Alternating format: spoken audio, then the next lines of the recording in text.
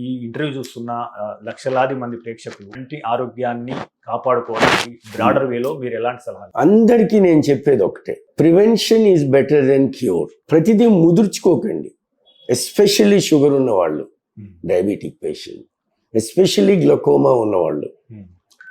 కానీ షుగర్ ఉన్న వాళ్ళకి తెలియదు, గ్లకోమా ఉన్న వాళ్ళకి తెలియదు జబ్బు ఉన్నది. డాక్టర్ కనుక్కోవలసిన జబ్బులు అవి. వీటినే సైలెంట్ కిల్లర్స్ ఆఫ్ ఐసైట్ అంటాం.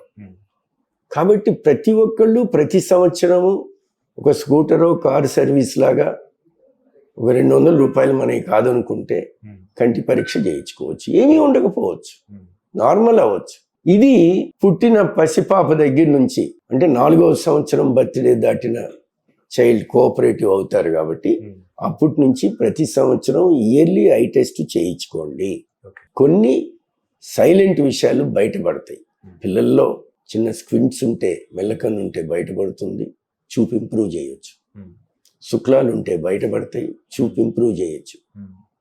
రెటినోపతి ఉంటే బయటపడుతుంది, చూపు ఇంప్రూవ్ చేయొచ్చు. అదే ముదిరిపోయిన తర్వాత ఏమీ చేయలేదు. అది పిల్లలు. ఇక పెద్దోళ్ళకి అన్ని రకాలు గ్లకోమా అంటే కంటిలో బీపీ చెక్ చేస్తే కానీ తెలియదు, సిమ్టమ్స్ ఏముండవు. పంటి నొప్పి ఉంటే పరిగెడతాం డెంటిస్ట్ దగ్గరికి, ఏ నొప్పి ఉండదు కంటిలో, సైలెంట్గా చూపు తగ్గిపోతుంటుంది. కాబట్టి ఇట్లాంటి జబ్బులు ఉన్నాయి. కాబట్టి నేను చెప్పేది ఒకటే అందరికీ, ఈ MED+1 టీవీ ప్రేక్షకులందరికీ కూడా, ఎవ్రీ ఇయర్ ఇంగ్లాండ్లో ఎందుకు పెట్టారు ఫ్రీ ఐ టెస్ట్ అనేది? మన దేశం ఆర్థికంగా పెట్టుకోలేము, ఇన్ని కోట్ల జనాభాకి ఫ్రీగా చేయాలంటే దేశం తట్టుకోలేదు. కానీ మనం తట్టుకోగలం ఇండివిజువల్గా. మరీ కటిక బీద వాళ్ళకి ఎట్లాగూ క్యాంప్స్ చేస్తున్నారు, లయన్స్ క్లబ్ వాళ్ళు చేస్తున్నారు, రోటరీ క్లబ్ వాళ్ళు చేస్తున్నారు, ఇండివిజువల్ హాస్పిటల్స్ చేస్తున్నారు.